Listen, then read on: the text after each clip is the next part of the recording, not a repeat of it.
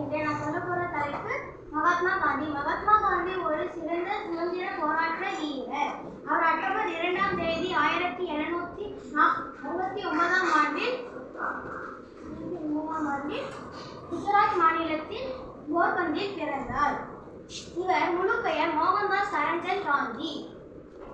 மகாத்மா காந்தி பாபு என்று அழைக்கப்படுகிறார்.